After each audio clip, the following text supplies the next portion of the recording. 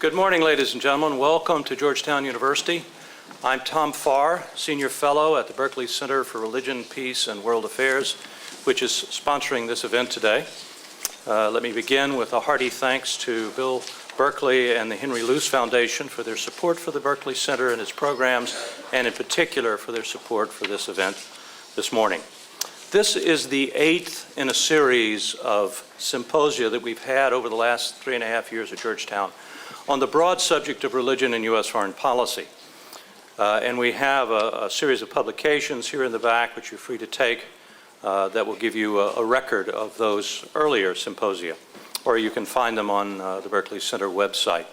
Today we're going to focus on what I think is one of the most fascinating and understudied and underappreciated areas, that is to say the relationship between religious freedom and national security, including the national security of countries around the world which have severe deficits in religious freedom, and the national security of the United States, a view of the American people. Just recently I received an invitation from Oxford University for a week-long symposium next year on the same subject. In this case it's entitled Terrorism and Global Insecurity, Defining the Dilemma. And the scholars from all over the world are going to gather in Oxford and focus on this issue of global security and insecurity. They list 8 detailed sessions that they're going to go into. The word religion, let alone the phrase religious freedom, does not appear among the 8. Why is that?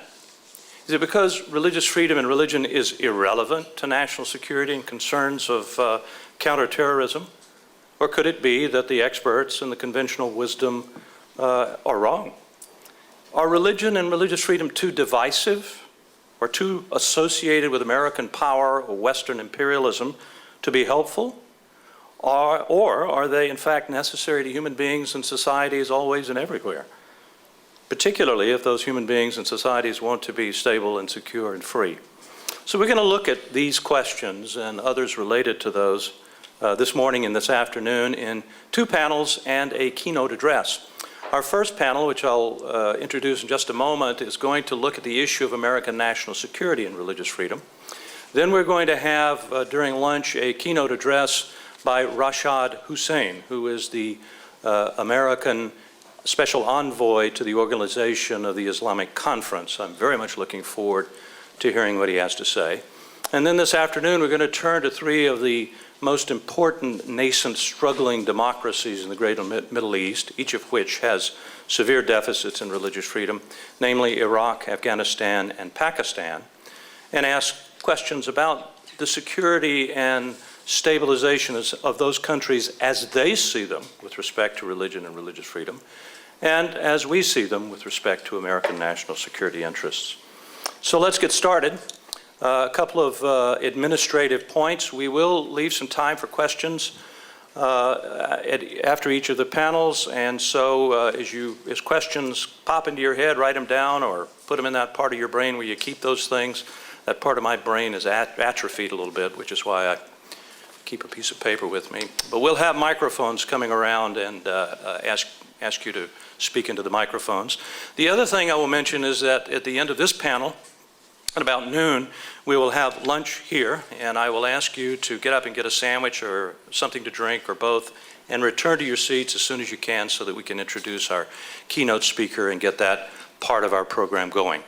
So with that, let me introduce the moderator for our first panel, my friend and colleague Jennifer Marshall, who is the director of the the Richard and Helen DeVos Center. I think Helen should be first. On religion and civil society at the Heritage Foundation. Jennifer. Well, thank you very much, Tom. I'm delighted to be here, and I particularly want to start by thanking Tom Farr and the whole team at the Berkley Center for hosting this conference today and the series of which this is a part that Tom announced over the last couple of years. The sustained dialogue about international religious freedom and American policy is helping to ensure that religious freedom is not relegated to the realm of abstraction where it gets wide homage, but fails to become a reality that a real human right enjoyed or ought to be enjoyed by people around the world. So this is doing a real service to us, and I thank you, Tom. To that end, our hosts today have supplied a working definition of religious freedom that helps to make this concept operational. And I'm going to read this 3-sentence definition, and you'll pick up highlights of the individual, community, and institutional aspects, as well as the private and public dimensions of religious freedom that we'll want to engage today. So let me read this definition. Religious freedom is the right of individuals to believe or not, and of individuals and religious communities to pursue the practices that stem from their beliefs. Those practices include worship, teaching, raising children in the faith, building houses of worship, and choosing and training clergy. They also include the right of all individuals and communities in a society on the basis of equality under the law to share their faith with others peacefully and non-coercively, to perform charitable services, and to make religiously informed arguments about public laws and policies within due limits.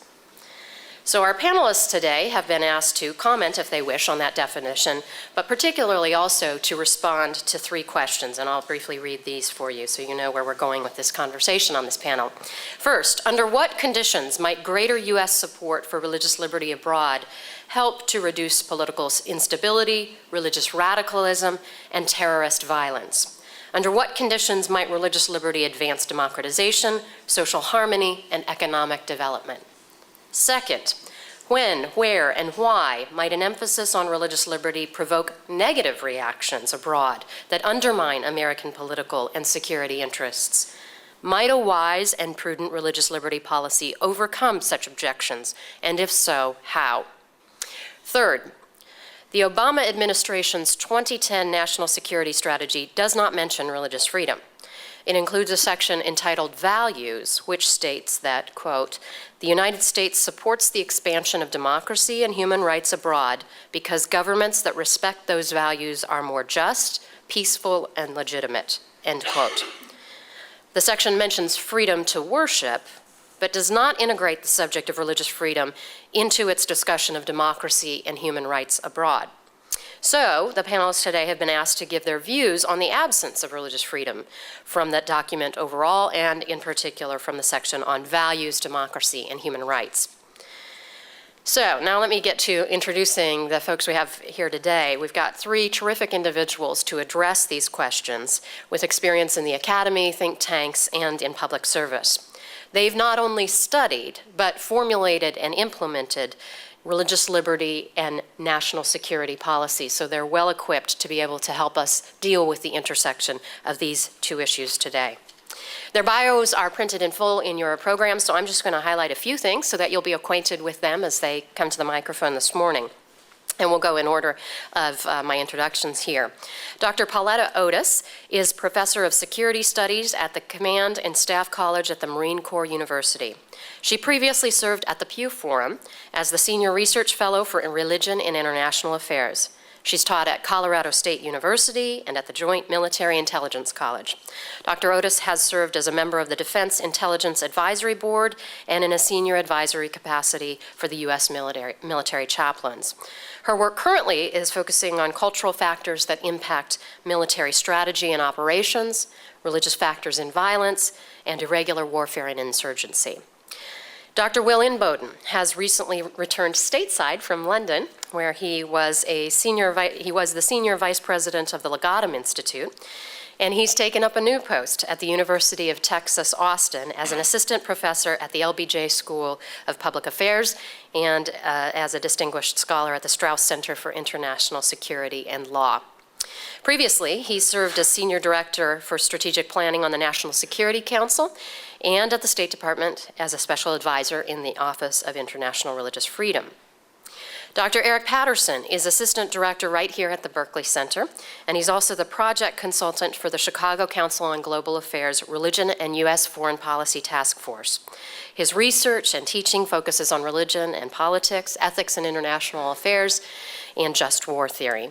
Dr. Patterson previously served as a fellow in the State Department's Bureau of Political and Military Affairs and as a White House fellow. He's also taught at Vanguard University in California and has authored or edited 5 books. All right, each of our panelists has been asked to speak for about 15 minutes, and that will leave us ample time for question and answer, as Tom referred to. So without further ado, please join me in welcoming Dr. Pauletta Otis.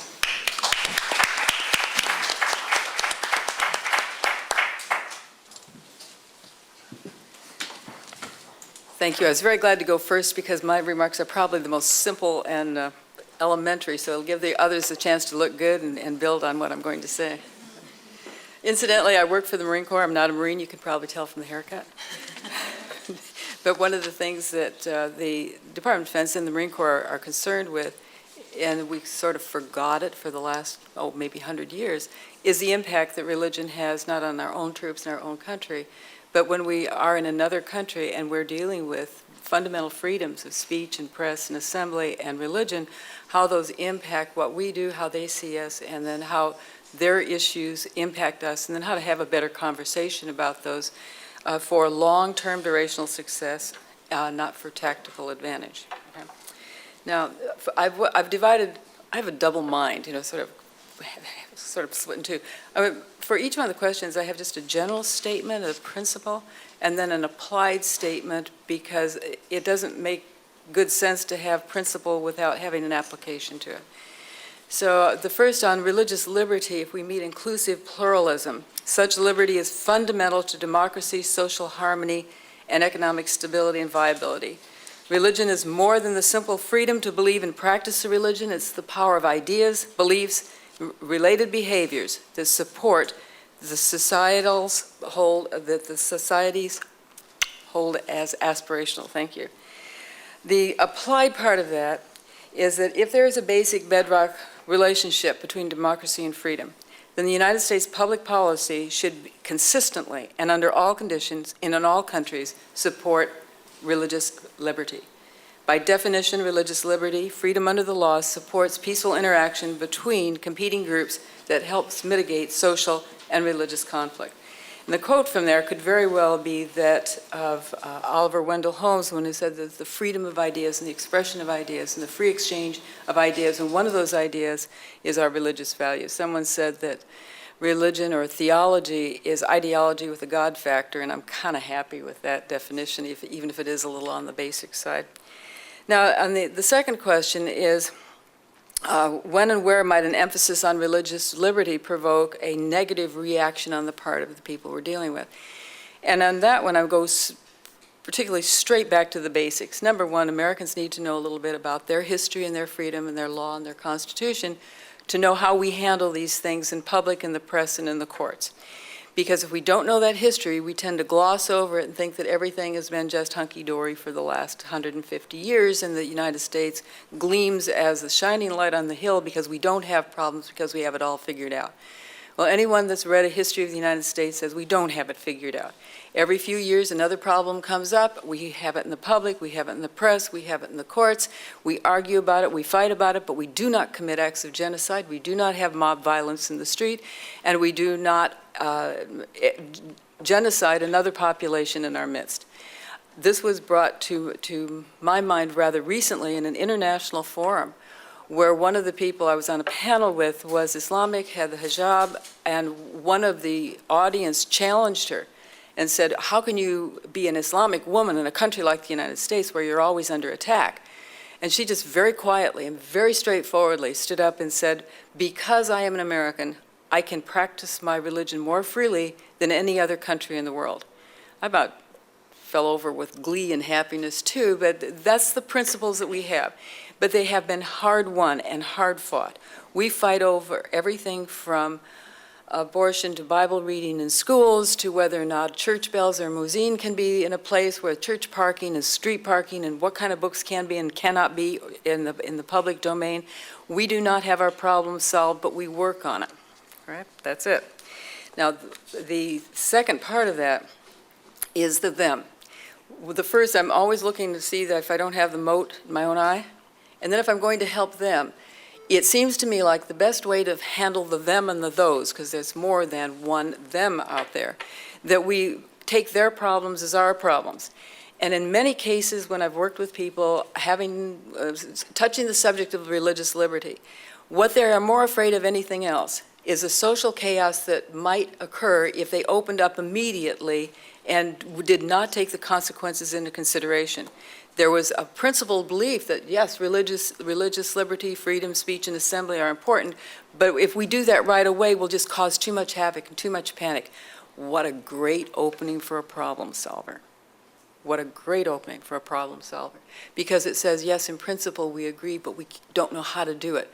Well, when we take their problems as our problems, we walk together to solve those problems, not as we can solve your problems for you or we have all the answers, but let us work together on the same path for the same destination of more openness for everyone concerned. All right, the third question, sort of right down my alley, about the national security strategy and the Obama administration's not putting in the word religious liberty. And I'm going to say straightforward, so I can open up a little bit of a dialogue here, controversial. I don't care. And the reason is this. What the people in the world know about us is what we do, not necessarily what we say. And we have coded in that national security strategy the word liberty, which they read and they know is part of our national profile. Our religious speech, assembly, petition, and liberty are what we are basically known for in the public.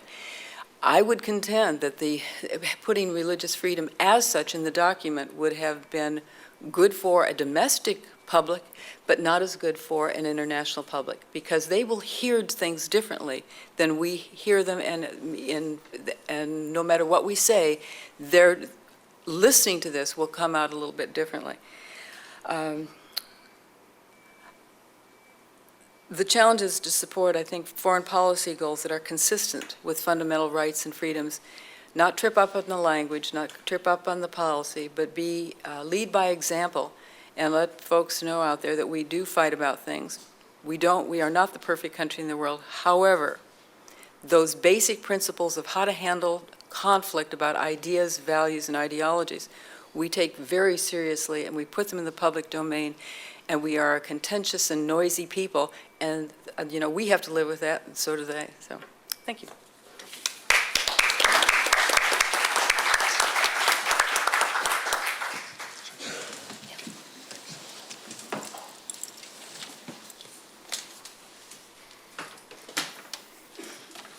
Well, Tom and Jennifer, thank you very much for those kind introductions. Pauletta, thanks for getting us kicked off with some insightful and provocative comments. It's a privilege and pleasure to be back here at the Berkley Center. I've participated in previous religious freedom colloquia here, and I've got to say that really across the country, this is one of the leading centers for bringing together interdisciplinary thinking in very practical and applied ways on religion and all of its different manifestations in the world and in foreign policy. And so it's a real privilege to be a part of the extended Berkley Center family. Like Pauletta, I'm going to try to go through and answer in some sequence the three questions that had been put to our panel, and then offer a few general thoughts as well. First, on the question of the possible relationship between religious freedom and national security more broadly, as well as national equities like democratization and economic development. I'll begin with an observation I've made in previous settings, but I think still holds, particularly with where we are now, nine years after the September 11th attacks. And this is that in the mid and late 1990s, when the Taliban had first effectively seized control of Afghanistan, it would pop up in the news on occasion, almost as an oddity, really. But the only constituencies in the West, certainly in the U.S., who were really genuinely aggrieved over what was happening in Afghanistan under the Taliban, who really wanted Western action, were women's rights advocates and religious freedom advocates, who were aware of the barbarism being visited on women in Afghanistan, certainly of the manifest religious freedom violations, the Taliban being almost defined by religious persecution, whether it was the symbolic things like destroying those ancient Buddhist statues there, or persecution of any Afghan Muslims who would leave Islam and convert to another faith, intolerance towards any Christian missionaries who were there, but especially the ones who suffered the most were the majority of Afghan Muslims who did not subscribe to the Taliban's really extremist interpretation. So it's really just the religious freedom advocates and the women's rights advocates in the West who are paying attention to this and calling for action. And the rest of the foreign policy community more broadly would kind of wring its hands and say, well, yes, it really is unfortunate what's going on there, but what are our equities in Afghanistan? It's just a humanitarian situation and crisis, nothing else. But of course, with the September 11th attacks, all of that changes, and all of a sudden we realize that the conditions within a country can have very direct applications and implications for those of us living outside the country. And it's no accident, I think, that the same conditions of religious persecution, which were so appalling and anathema to religious freedom advocates, were actually appealing to al-Qaeda and to bin Laden. That was no coincidence that he wanted to set up camp there alongside his co-belligerents with the Taliban. Again, let me be clear, this is not saying that the West's indifference to what was going on in Afghanistan in the 90s makes the West culpable or to blame for the 9/11 attacks, but I think it was a missed opportunity really to connect the dots. And that's where, as a more general principle, I think that severe violations of religious freedom where they're occurring can sometimes serve as a diagnostic or an early warning indicator of a potential security threat. There's not always going to be that exact correlation, but it's going to be there more often than not. And I think national security analysts need to take that more seriously, and policymakers do as well. It's because religion-based terrorism shares some common attributes with religious persecution. Both define themselves by intolerance of persons of different religious identities. Both seek to employ coercive, often violent measures to advance their goals. Both claim a monopoly on truth that denies any rights of dissent. Both regard religious dissent in particular as actually not just a nuisance, but a first-order threat to their goals. I see Paul Marshall out there in the audience, and Paul has written books on this subject, and I commend those two as well. He's done some very good thinking on the connections between religious extremism and ideologies and the broader maladies that can result. But likewise, the good news in this, if there is some good news, is that often the most effective voices against religion-based terrorism, particularly in the Islamic context, violent jihadism, often the most effective voices against that are going to be other religious persons themselves who advance a peaceful and tolerant interpretation of their faith. And so winning the war of ideas in the broader struggle here, or even making progress in the war of ideas, will depend on protecting and empowering those religious voices who contend for peaceful interpretations of their faith and who refute versions that support terrorism.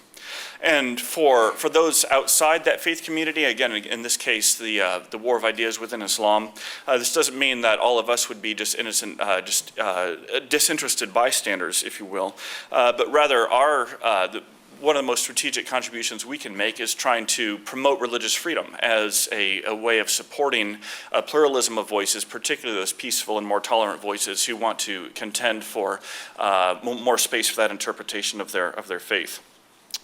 Because promoting religious freedom doesn't just provide a platform for those voices, but it also helps to ameliorate the enabling environment, if you will, of religious intolerance in which extremist ideologies often thrive. Again, I would say it's no coincidence that the majority of the September 11th hijackers actually were from Saudi Arabia, where they grew up and were raised on a diet of extreme religious intolerance there, which served, I think, as an enabling environment.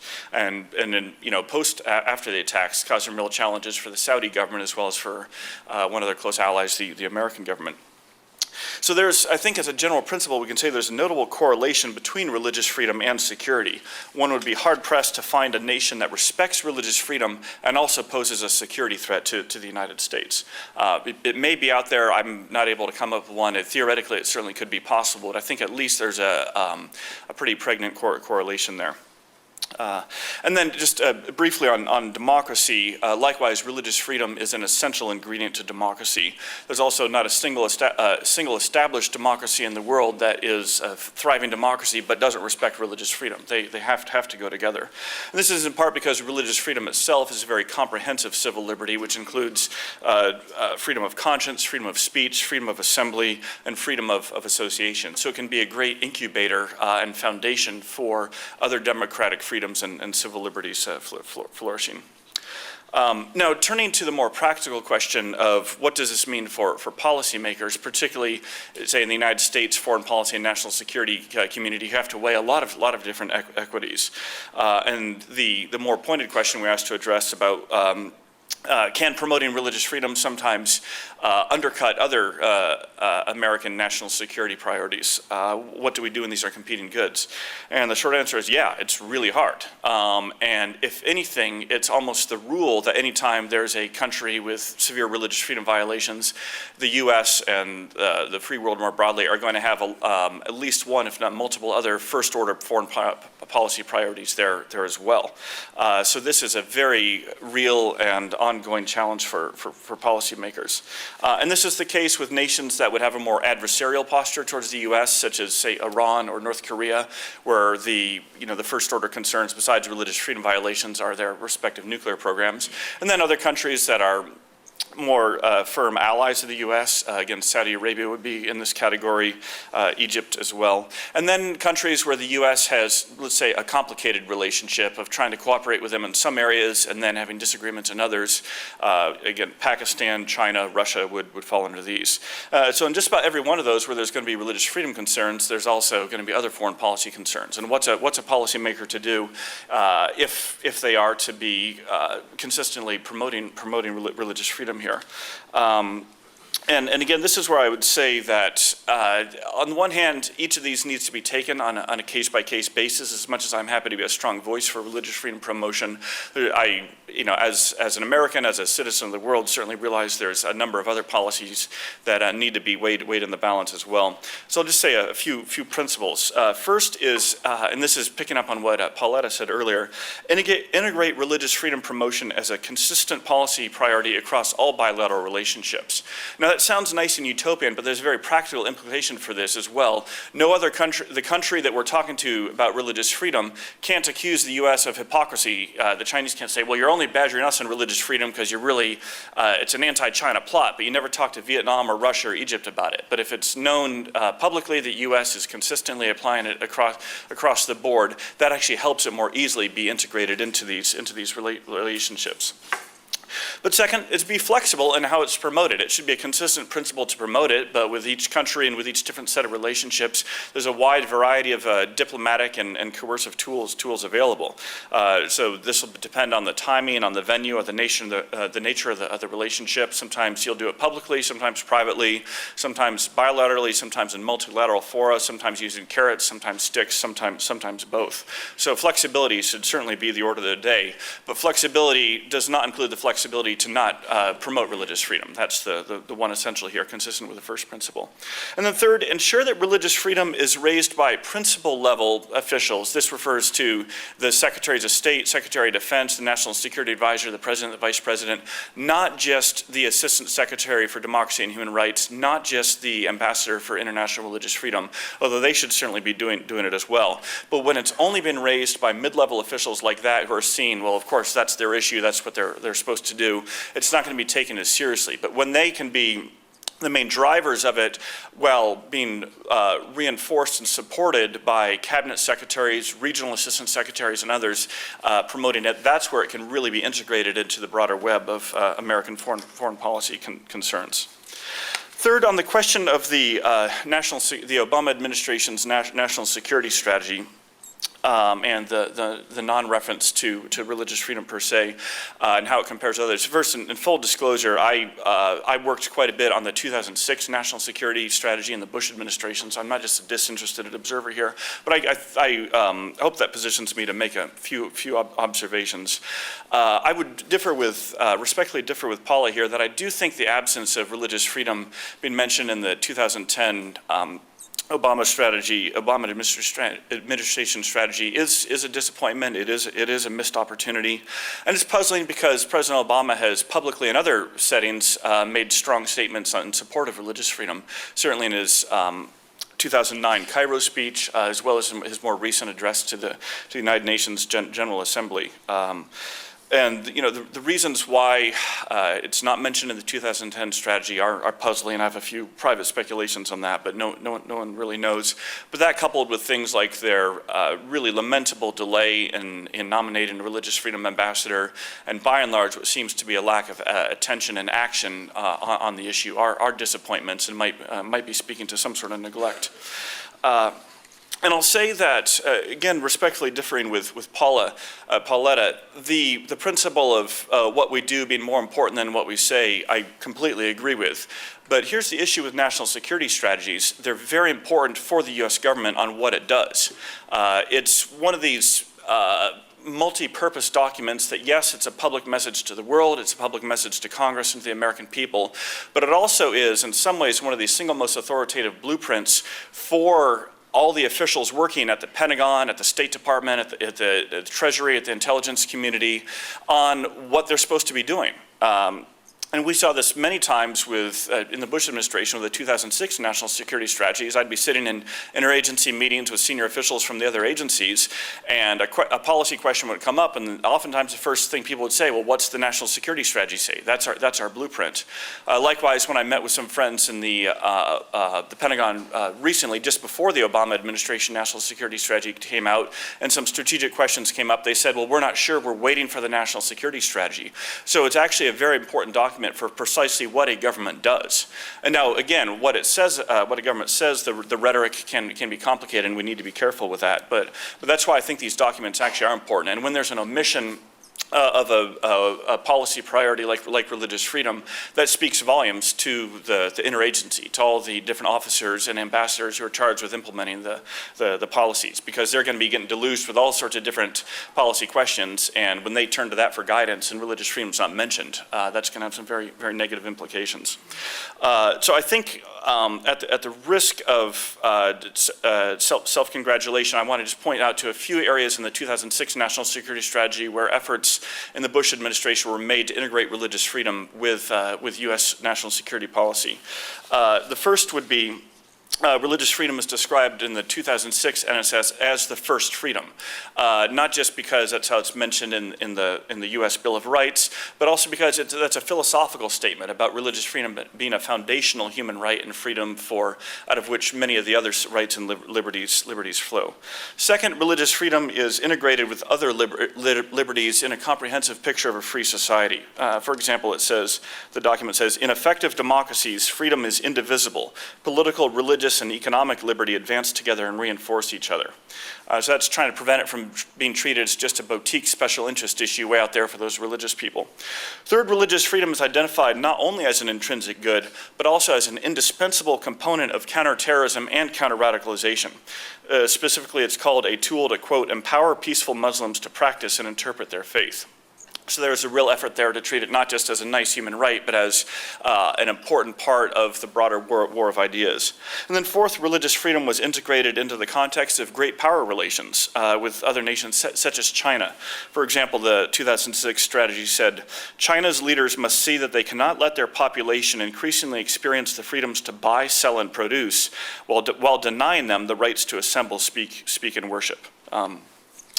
But as much as I think the 2006 strategy had some good language on religious freedom, it wasn't unique there. In the Clinton administration, their 1999 national security strategy also said that promotion of religious freedom is one of the highest concerns in our foreign policy. Freedom of thought, conscience, and religion is a bedrock issue. So in that sense, I do think it's possible that there's precedent for national security strategy documents to give more of a priority to religious freedom, especially as a directive for how American policymakers are supposed to be doing their jobs day to day. And with that, I'll close. Thank you.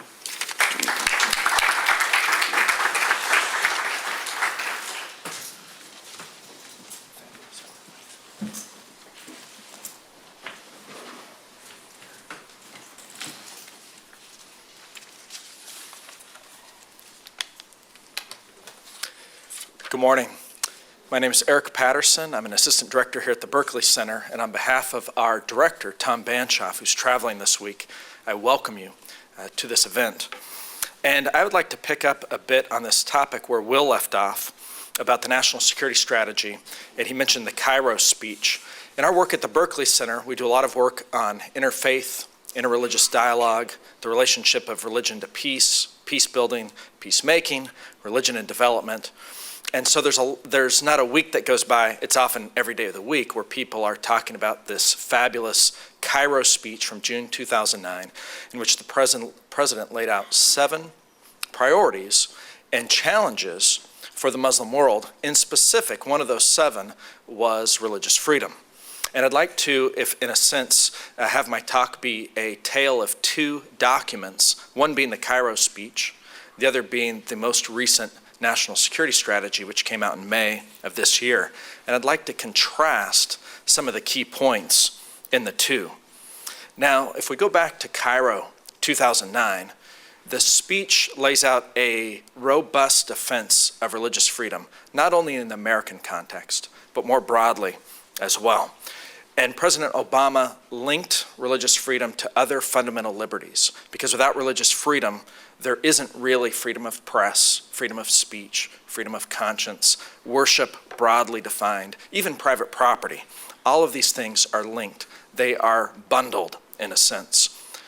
But Cairo was just a speech. That's all it was. It was a beautiful speech. It was aspirational, but it was a speech. There was no significant interagency run-up to the speech. In fact, when the speech was given, the content was a surprise to many people at the State Department and other places in the interagency. And it wasn't until after the speech that there was an effort made to scramble, what are we going to do about this speech in the US government? How do we implement this thing? And a hastily assembled Implement Cairo task force was thrown together. That's all it was. A beautiful moment, but simply a speech. Now let's contrast that for a moment with the national security strategy of the United States. The national security strategy is mandated by Congress. An administration is supposed to, although they don't, provide it within their first 6 months of office. And the purpose, as Will said, is to lay out a strategic blueprint for US security concerns. Now, what happens when that document comes out is that by law, a series of other documents just within the Department of Defense are mandated. For instance, the Secretary of Defense comes up with a national defense strategy. And then what follows that is the Joint Chiefs of Staff come up with national military strategy. And then the combatant commanders around the world and senior military leaders come up with their own documents, which are generally called posture statements or commander's intents. These are hundreds, if not thousands, of pages of documents that all rely on their strategic vision from the national security strategy. And the principal ones of these documents are mandated by Congress under law to provide that strategic vision. And by the way, that's only what happens at the Department of Defense following the publication of a national security strategy. So that doesn't have anything to say about what the CIA or other members of the intelligence community do, how the State Department responds, and how other agencies that have a piece of national security policy, like Treasury, DHS, the Department of Justice, et cetera, it says nothing about how they respond to the NSS. The point I'm making, I think, is obvious, and I'm belaboring it. The national security strategy has the force of law behind it. It's a visionary document. It impacts the next 4 years of how the administration handles security policy. Cairo was beautiful, but it was a momentary speech, and we haven't seen a lot of implementation after the fact. Now, with that in mind, what does the NSS say about religion more broadly? Not about religious freedom in particular, but about religion more broadly. And allow me to mention a couple of things. First, in the cover letter to the National Security Strategy, which is signed by the President, it says it observes, and rightly so, that the American public is a religious public. Yes. What I wish it did was take one more step and say, and we realize that a strategic capital reserve of the United States is its religious capital. Its diversity of religious background, its people of many faiths, its history of tolerance, this long-term pattern that Pauletta talked about of having to work through these issues over time, that's really not there in the document. Second, and perhaps a little bit more troubling that's in the document, is that early on page 13, the national security strategy says this: the things that polarize us, that's the verb, the things that polarize us are race, region, and religion. And so how do we get to peace? The way we get to peace, according to that document, is by a galvanized sense of shared interests. And this language of interests, largely in the document, tends to be a materialistic view of pragmatic interests where human rights, religious freedom, and things are not necessarily a part of the conversation. And you find this ambivalence about religion in general in many of the statements and speeches by this administration. Let me give you one other. In the speech to the UN that Will referenced last month on September 23rd, the president early on talks about the things that divide us today are ancient hatreds and religious divides that are now ascendant. And you find that language actually in quite a few of the statements and policy documents that have come out over the past year and a half from this administration. And it's this kind of ambivalence about, do we deal with this? Do we touch this? And my read on it is a concern, a skepticism about dealing with religion in the national security space and in U.S. foreign policy. So, today, Cairo's aspirations are a receding echo. They were a speech. The national security strategy, in contrast, and its progeny, these other documents that'll flow from it, are robust, they're enduring, and they will direct policy.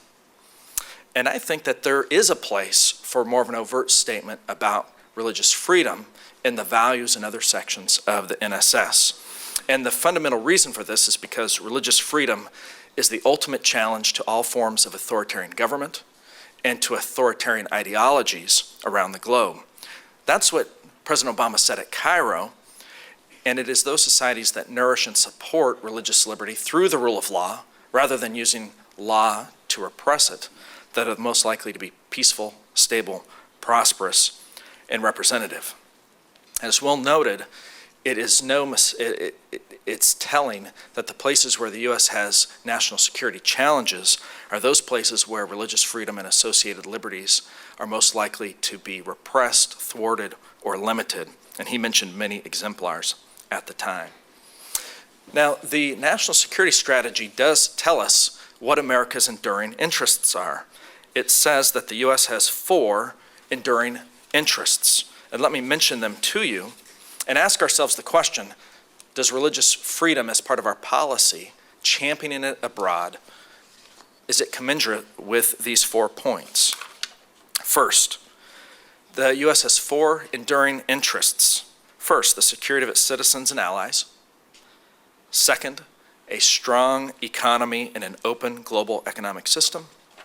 Third, respect for universal values at home and abroad. And fourth, this one's a mouthful, an international order advanced by U.S. leadership that promotes peace, security, and opportunity through stronger cooperation to meet global challenges. Is advancing religious freedom as part of U.S. foreign policy commensurate with those goals? Or is it to use Will's word, is it a boutique? Is it a niche part of U.S. foreign policy that really belongs in the basement of the State Department? And I would say that it is essential for moving these goals forward. First, the security of the U.S., its citizens, its allies, and its partners, that's the language of the document. Certainly, U.S. citizens and friends around the world are not safe from authoritarian viewpoints that would like to ban or restrict religious freedom in the free marketplace of ideas. That's true in some societies around the world, and that's likewise true that those who are most likely to threaten us, like the fatwa against our ally France that came out from Osama bin Laden yesterday, specifically is directed at these types of issues.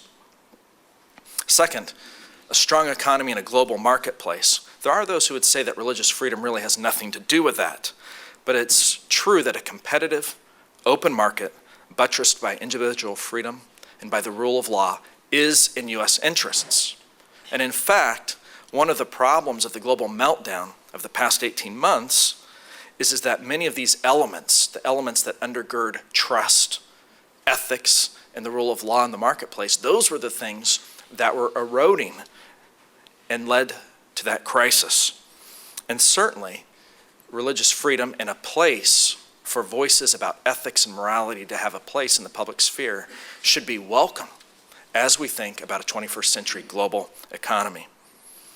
Third, the NSS calls for universal values. Now, when you read the document, you'll see it's very squishy, very underdefined language. It says very little other than that there are universal values, the U.S. has values, et cetera. It's hard to pinpoint what those are, but certainly within a broader range of U.S. human liberty and human rights issues, religious freedom plays a role. Last, an international order characterized by peace, security, and opportunity. Well, certainly societies that are peaceful, that are secure, and when there is individual opportunity, are characterized by religious liberty. And I would ask you the flip side of that question. Are societies that are characterized by violence, that are insecure, and where there's gross limits on the individual, are they characterized by religious liberty? Of course, the answer in almost all cases is no. Well, let me conclude with a couple of thoughts about what's the way forward. This third question from Dr. Farr about what are the next steps, or how do we implement, or how do we operationalize religious freedom policy in U.S. national security policy. Three things. The first one is for the U.S. to be a consistent, firm, friendly but firm champion of religious liberty across the whole of government. And right now, we don't have that kind of consistent, holistic approach on any individual liberty types of issues. For instance, you don't hear the U.S. government saying, here is how our governance and anti-corruption efforts at the Millennium Challenge Corporation cohere with the religious freedom argument, much less all of the other human rights and fundamental liberties concerns. That would be a first step. Second, the U.S. government doesn't have to be heavy-handed in dealing with other governments. What it should do is call upon them to live up to the agreements that they've already made. Nearly every country around the world has signed on, for example, to the International Covenant on Civil and Political Rights. It's a legally binding document. It enshrines the freedoms that are aspired to in the Universal Declaration of Human Rights. There are 3 statements, 3 articles in it on religious freedom. And a way forward for the U.S. is to consistently say, we're trying to hold you accountable to the promise that you already made. Third, and last for our conversation for right now, is a point I made earlier, and that is how can the U.S. government better tap into the religious capital of its citizenry? I think that the U.S. is unique in the West. I don't think that we're going to see France or one of the Scandinavian countries who are much more secular, not only in government, but in terms of their national publics, being able to play the lead in accommodating and championing individual freedoms when it comes to religion. And this is a place where the U.S. can draw on its own reservoirs of talent and play an intercivilizational role as a leader for international religious freedom in the 21st century. Thank you.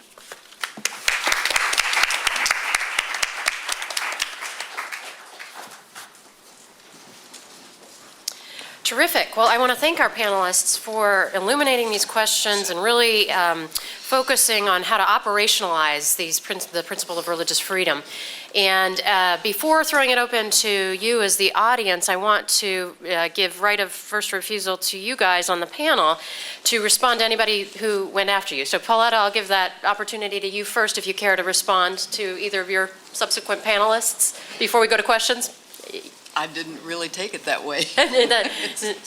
We can move on, and there's no need to respond. I just want to give you the opportunity if you're burning before.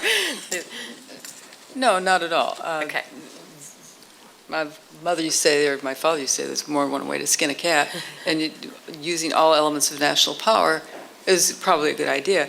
I'm concerned about language, I'm concerned about capabilities, and when I am working with people who are on the pointy edge of the spear and have responsibilities, I'm not sure that we have a global consensus on, or even a national consensus on how to use some of these words without making every issue, the virtual hammer, everything is a nail. So I'm a little bit more cautious about how to do it, when to do it, some of the details of working some of these things out. That does not indicate a lack of working on it, either from the top down or from the bottom up. It says this is a national security document, national military strategy, commander's intent. We have a variety of people who do not understand religious issues and the relationship between religion, freedom, press, assembly, democracy, human rights, and the things that we've been talking about here, that we have a job first of educating and then a job of being able to articulate this a little bit more sophisticated way with the people we're sending out there to do exactly what we're asking them to do in this national security strategy. Is that helpful? Excellent. Okay, Thank you. Will, anything you'd like to comment on? I just wish I'd said what he'd said, right? All right, Eric, anything more before you start? Okay. All right. All right, to you, the audience. We'd like to hear from you. Please raise your hand for the microphone, and when the microphone gets to you, identify yourself and briefly state a question, please. Thank you. Randolph Bell from the First Freedom Center. In the absence of language on religious liberty in the national security strategy, could any of the panelists comment on the feasibility or utility of practitioners in the field of religious liberty putting forward perhaps a model for conflict prevention and resolution, or in the current case in Afghanistan for reconciliation, that contains the proper emphasis on religious liberty, perhaps in the company of recommendations for specific actions, staffing, benchmarks, and other tools of measurement? Please. Thanks for that question. I'll offer just a couple of thoughts. The first is, in a roundabout way of affirming the essential role of non-government actors, scholars, NGOs, that kind of thing. It's having worked in the U.S. government, for as vast as it is, for the literally millions of people that it employs, for as large as the national security establishment is, it does not have all the answers by any means. And almost every day, different officers at mid-levels or higher will be sitting at their desks wrestling with a problem, thinking, I just don't have the staff resources to come up with the answers here, to do the research. What are good examples? What are things we can turn to outside of government? And so it really is an opportunity for those on the outside to be doing projects, just as you said, whether a pilot demonstration project or coming up with a document or the like that can be of use to folks inside government. Getting in their hands can be challenging, I know, but still, there's the resources available outside, and the need is there inside. But second, I would say that as much as I will be critical of the Obama administration for its neglect of religious freedom thus far in implementation in its first 2 years, as well as in the national security strategy, it's not too late. Even though it's not in the national security strategy, there are a number of ways of remedying that neglect. The Obama administration could issue a national security policy directive on religious freedom. It's an internal classified document that would be directed only at people working in the interagency, making clear you need to be promoting religious freedom, here's how and why. But again, I'll associate myself fully with Pauletta's remarks there that the actual ways that it's implemented are going to vary quite a bit depending on time, place, and manner and circumstance. President Obama could give another public speech as well as specifically devoted to religious freedom, and even announce a couple of policy measures he might be taking there. So as much as the NSS was I think a very large missed opportunity, it's not too late even within government to remedy that. Others on other responses, please. I get a little bit of heartburn at some of the conversations because this is a global issue. It's not just Afghanistan and Iraq or Islam. I teach a class on armed groups at the Command and Staff College, and we only get to about 60 of all of them around the world. And they represent every major religion. A few of the minor religions, Santeria, Santa Muerte, are not necessarily related to Islam at all. They're related to Christianity's varieties of that. When you're talking about security and defense, if you open the aperture for the NGOs and the other organizations that are working on these things, and you use work such as Paul Marshall's and others, on a global environment, you have a lot more credibility for taking on the rest of the world when it is the rest of the world and not just our current operational area. Helpful, thank you. Thank you. Other questions? Yes, sir. Stanley Cover, I'm a Georgetown alum. So far, this conversation has been very general and too much agreement. So let me try to focus on a concrete issue, the Mideast negotiations, which affect U.S. national security. Israel is insisting that the Palestinian Authority recognize it as a Jewish state. The Palestinian Authority refuses, saying this means non-Jews would be second-class citizens in Israel. What would you advise the U.S. government to do in terms of this concrete case? Should we support the Israeli position? Should we support the Palestinian position? Or should we stay neutral in order to preserve a status as a mediator? Who would like to go first on that one? I'll just make a brief comment and then I'll turn it over. I know Eric is a vast expert in this and will have all the answers. No, I'm just kidding. The first disclaimer is in my about a decade or so of working in U.S. government, I worked on all sorts of foreign policy issues, just about everyone under the sun except for the Middle East peace process. Maybe that's why I still have some semblance of sanity, because I know that can be a real challenge. So anyway, I'm not an expert on that at all. That said, I am comfortable making the general comment that I think it's quite possible in theory and in practice for a country, even a government, to have a predominant religious identity, Saudi Arabia being a Muslim country, that's not going to change, Israel being a Jewish state, and still have robust rights and protections for minority members, citizens who don't share that faith. And again, there are plenty of Israeli Arabs who would not be Jewish, who, my understanding is are essentially second-class citizens there, but still have more rights and freedoms in Israel than they would, again, if they were living in a place like Saudi Arabia. So again, as a general principle, I don't think it's necessarily incommensurate for a state to adopt a particular religious identity shared by the majority of its citizens and even call itself a Jewish state or a Muslim state or a Christian state. That does not necessarily mean blanket violations of religious freedom of minorities. They do need to have explicit protections there. But this is where it goes back to, there's a canard foisted when the U.S. government does religious freedom promotion. Oh, they're just trying to promote push the First Amendment on the rest of the world, which has very strict disestablishment. No, not so at all. I think the universal principles that Eric alluded to are I think much more applicable there. Thank you. Eric or Pauletta? I would simply say ditto. That was well said. I do think that behind closed doors that the United States should poke through flimsy smokescreen arguments that really don't get to the heart of the issue. And frankly, I think that argument is one of them. I don't think that that's what's been causing the problem for the last 60 years. Anything you'd like to add, Pauletta?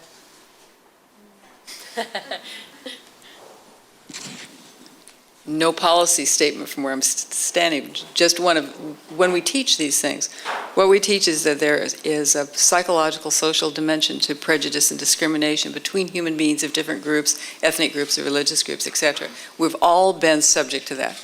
There's also structural violence when the country structures opportunities for one group more than the other, so that some groups prosper.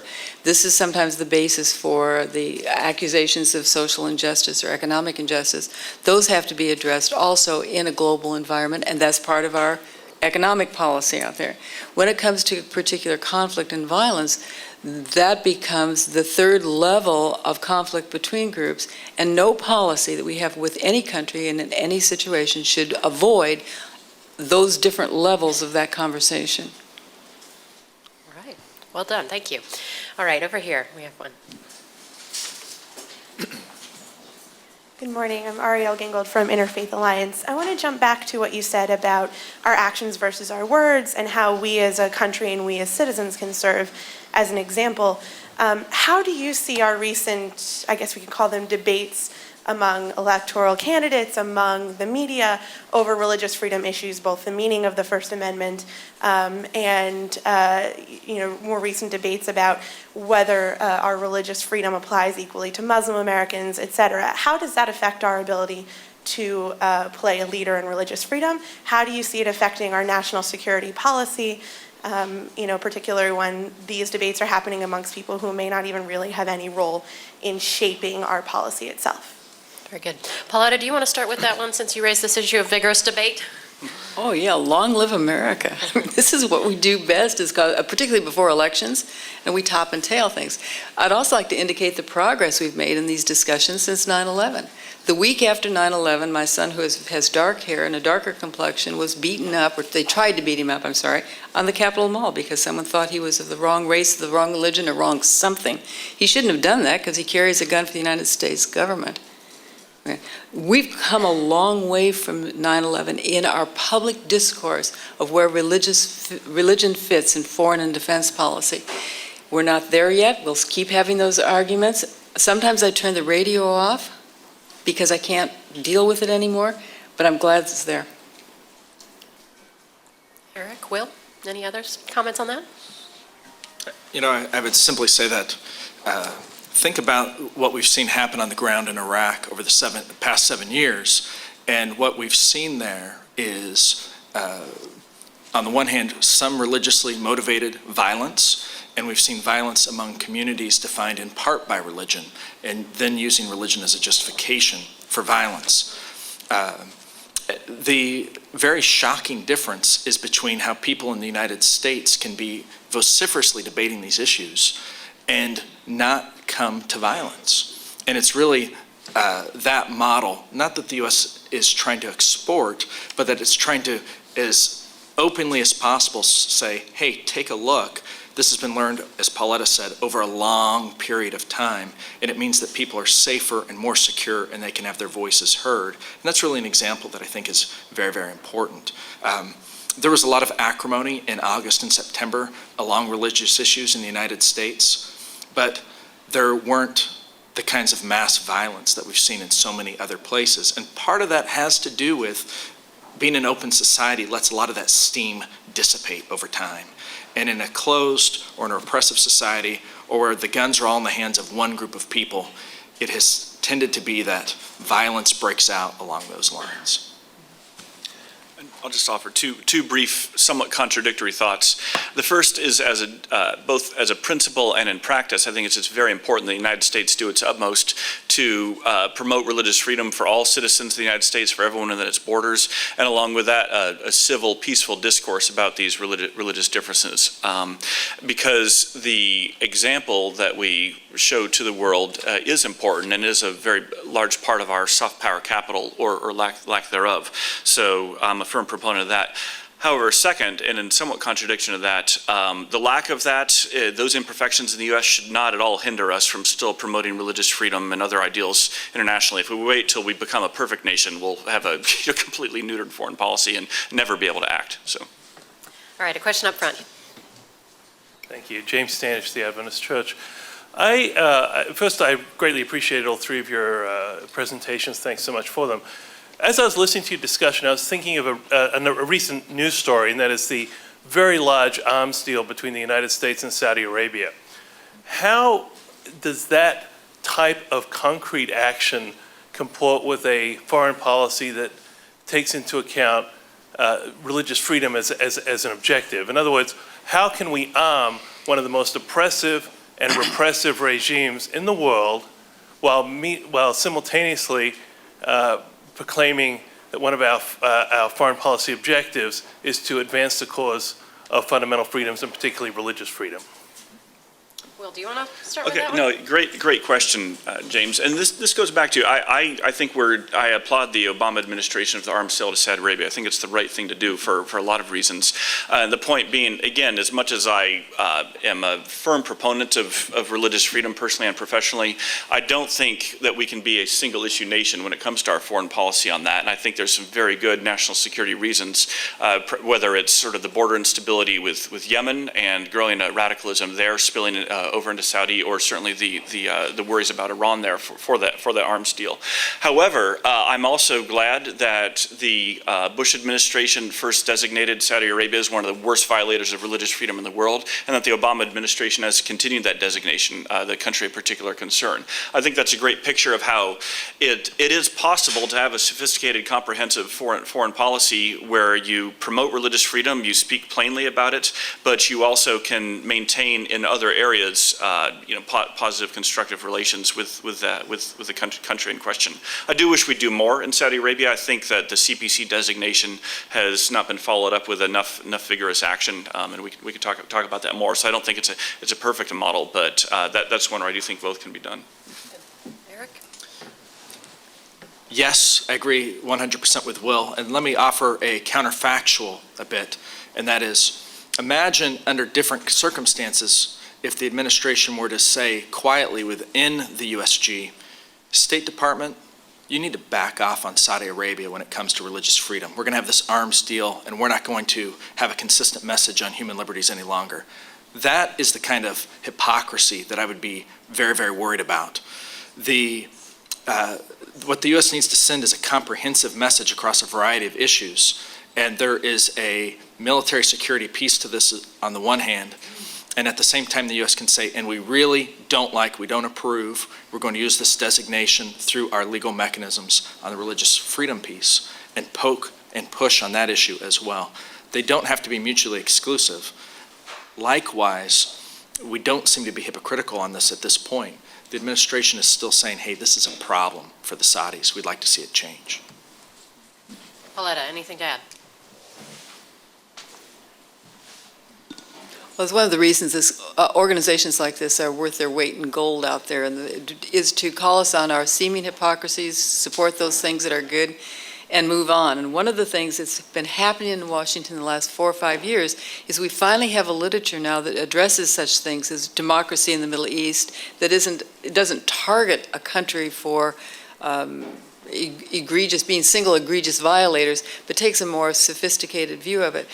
Some of the work coming out of the United Nations, Popovsky's work on norms of war and religions around the world, John Vol's work on this Middle Eastern democracy. We have a lot more to work with now because people like you have asked the questions, and that's challenged the scholars and practitioners alike to come up with some better ideas than the way we've been doing business.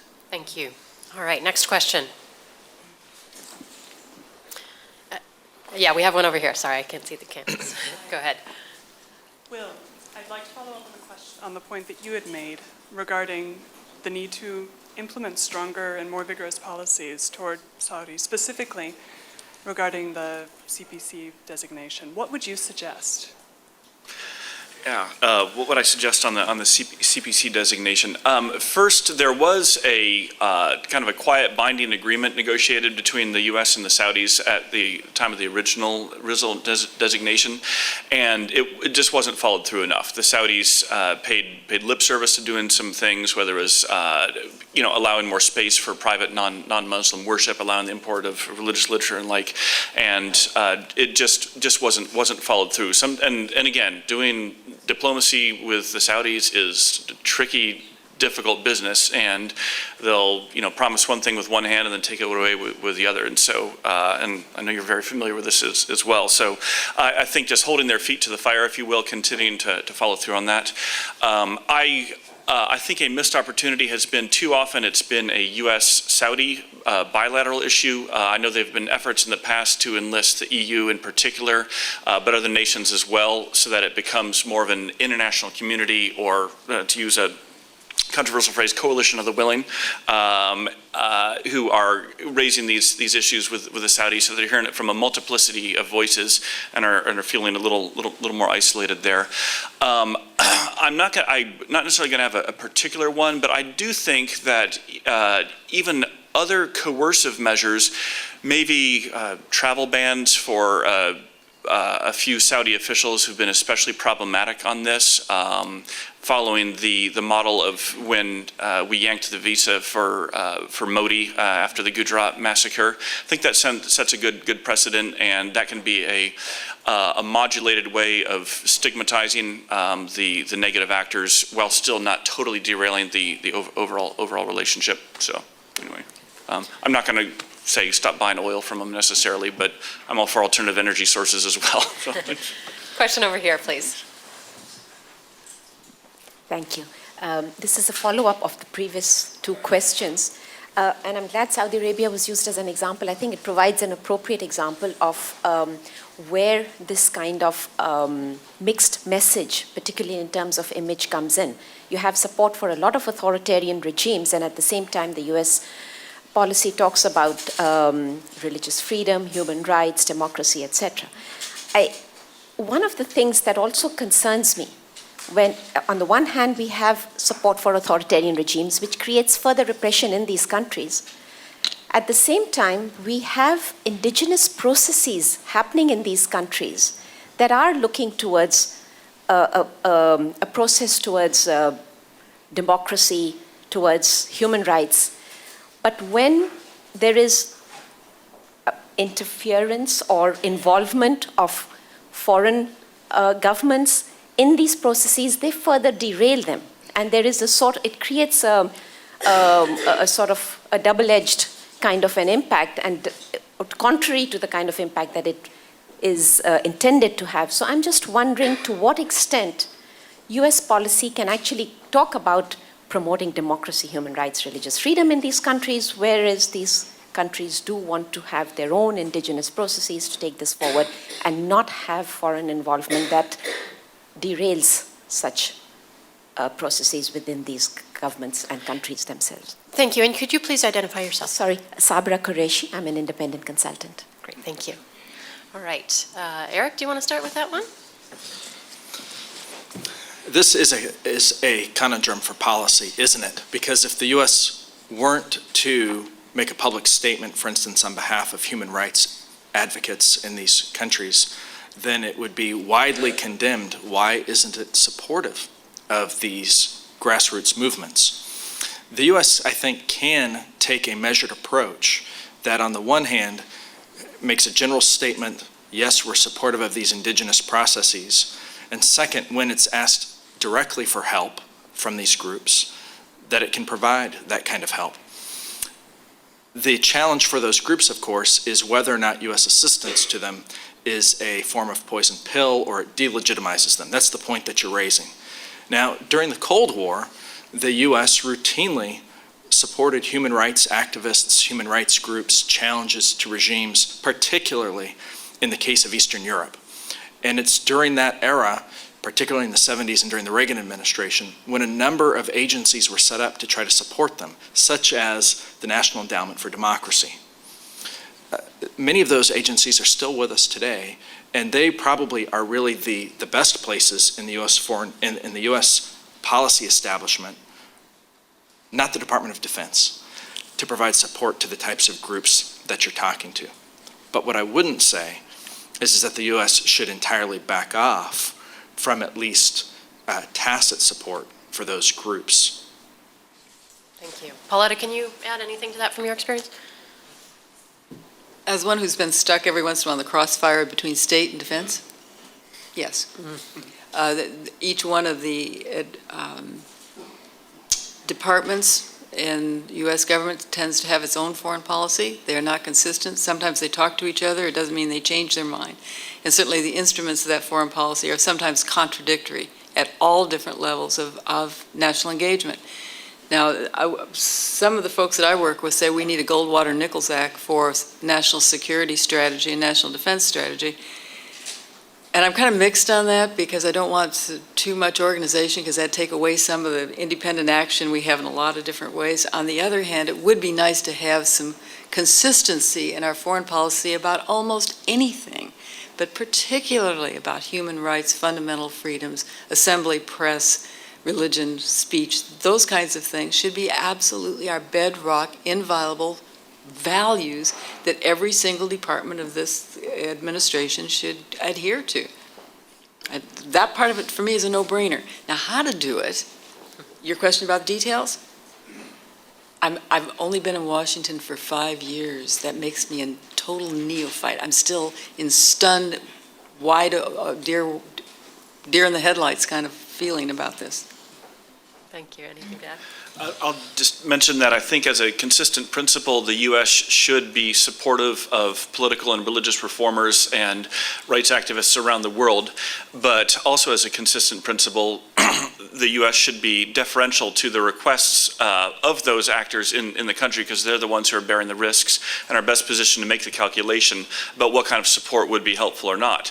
More often than not, I think just anecdotally the case is that they do request U.S. support. I mean, witness the Green Revolution protests in Iran last year, and a lot of the supporters on the streets chanting, "Obama, Obama, are you with us or against us?" They wanted a statement of support from him, knowing full well that that might bring more risk to them, but also could create a little bit more of a zone of protection. It's a close-run thing often. Likewise with funding, U.S. government funding. Often the reformers and dissidents in places like China or Vietnam or Egypt they are starved for funding, and quiet funding from the U.S. can be incredibly strategic there.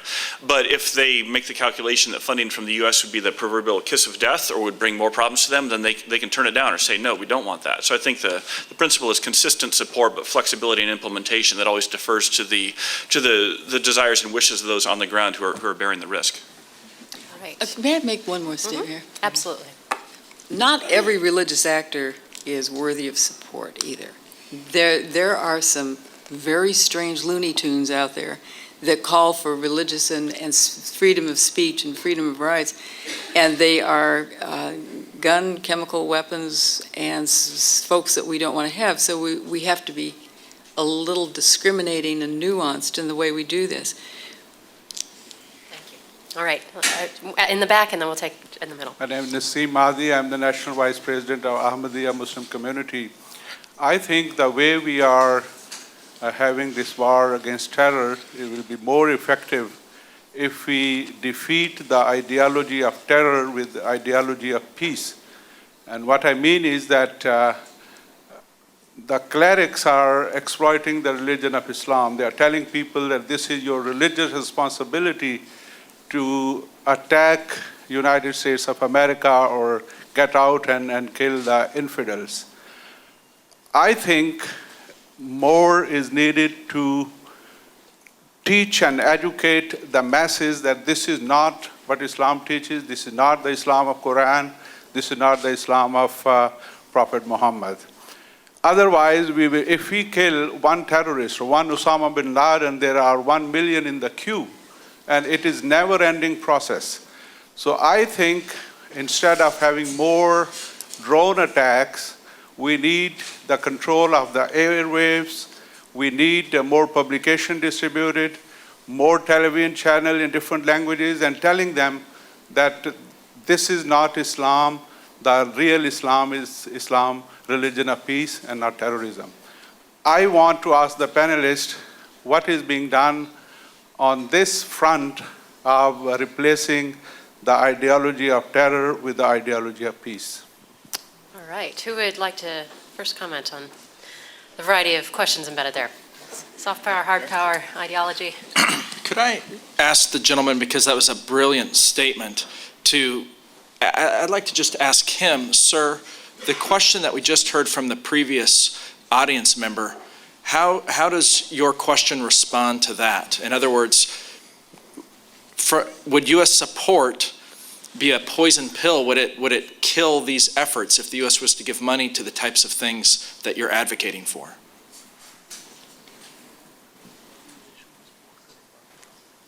I don't think I'm talking of funding different organizations.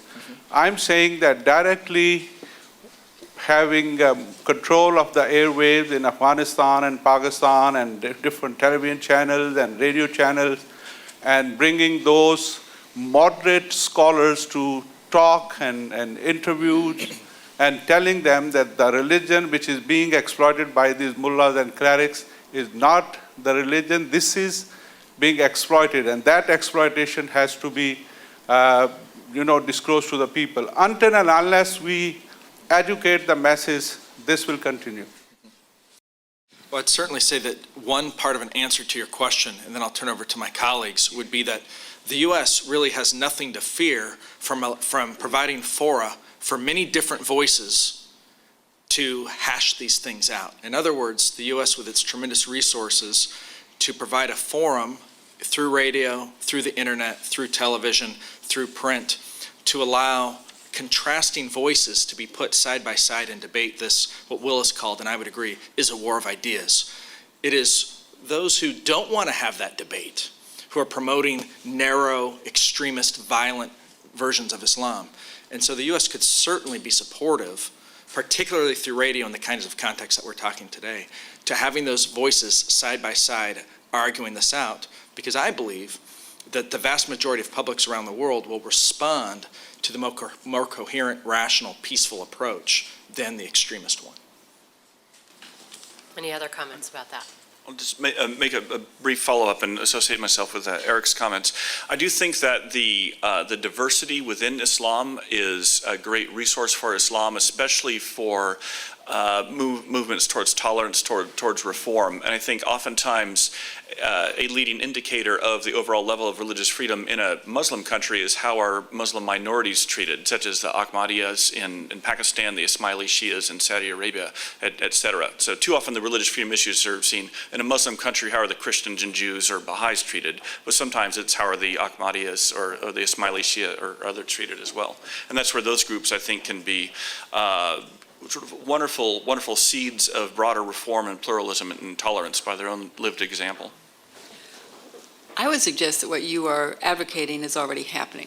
What we have now is the democracy in the global environment that does the web, the internet, YouTube. These conversations are happening in multiple dimensions. And just because we don't know it because we're of a certain age, doesn't mean they aren't happening at all levels of political involvement, community involvement, schools involvement, some of the seminaries and all of the major world religions. We're talking about these things. That makes it noisy out there, and trying to discriminate that which is noise and that which is danger is difficult for us. Yet the new technologies, there's a new book out called War of Ideas, the new technologies, the new forums, the new communications that don't follow the regular pattern of government to government or government to NGO or government to religion organizations are truly remarkable. I mean, there are 48,000 religions out there.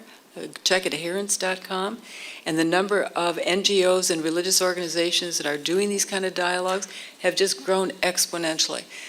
That's a good sign. It doesn't rid the world of violence and people who want to hang on to that, but it does rid the world of some of the misunderstandings between us and among us. All right, I think this will be our last question, please. Thank you. Thank you for the symposium. I'm Jurgen Goossens, last year student of graduate law school in Belgium. I'm here right now a public policy intern. I would like to address as an example the debate about and the severe opposition to the mosque in Ground Zero. What does that say about the US and its treatment of the religion of freedom? I mean, there will even be a memorial for 9/11, and I don't think that the mosque would be a real threat to national security. Do you really think the US has taken enough steps forward concerning religious freedom? And do you think that the opposition could lead to a slippery slope of more limits to the religion of to the freedom of religion? Thank you. Pauletta, can we start with you on that one? Just very briefly, these things come up in American history and government with annoying regularity, and we always fight it out in the streets, in the press, in the public, and in the communication factors. This too shall go away, and we will probably have some good settlements. It's also important to know about something about American government. Most of these things are settled on the local level. The issue down in Florida, had it been found out about a little bit earlier, would have been a parking violation issue, a fire burning issue, a local policing issue, or even a state issue. It would not have risen to national import until it had reached that critical level. We have these all the time, Santa Claus in the manger kind of stuff, and we settle them generally at the local level, which is what the Supreme Court has really set us about. And even as far back as Lemon versus Kurtzman in '74. This country, this is not unusual. I share your fear that it can be a slippery slope, but for those of us who think, no, not a good idea, there'll be some pullback on the whole issue. Eric, anything to add there? I agree, and I had made some comments about this earlier, so I won't repeat them. I would say that Tom Farr at the Berkley Center wrote a fabulous piece on this and about many of the nuances. I'd bring that to your attention. And the last thing I would simply say is that it should remind us in a certain humility that we have work to do at home in terms of how we're going to discuss and debate. I'm perfectly supportive of there being controversy and debate about an issue like this, but it to be handled in a civil way in the United States. And that's the appropriate way to do it. It should remind us, though, that we're still working out these issues ourselves here at home. Will. Okay. All right. Well, this panel has definitely illuminated. I'm sorry, Tom has a. Absolutely. Make one last.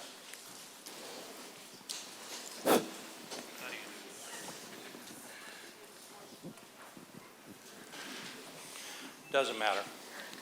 I wanted to pick up on this excellent question about indigenous actors and the CPC question.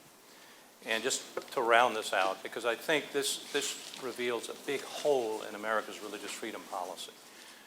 The main tool that we have to promote religious freedom is to publish a list of countries that are particularly severe violators, the so-called countries of particular concern.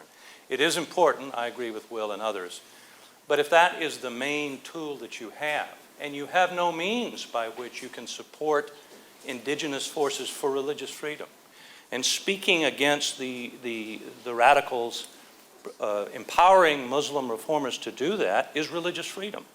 But we have just begun in the last 3 years in the Office of Religious Freedom, 10 years after the passage of the International Religious Freedom Act, a miserable $4 million a year that we're beginning to dole out to supporters of religious freedom around the world.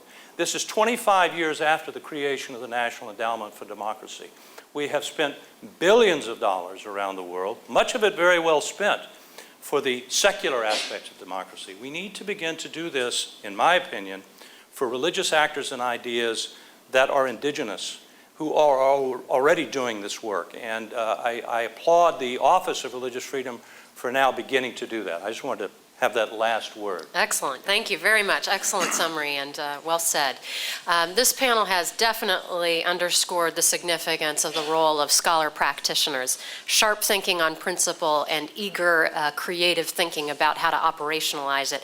So please join me in thanking our panelists here today.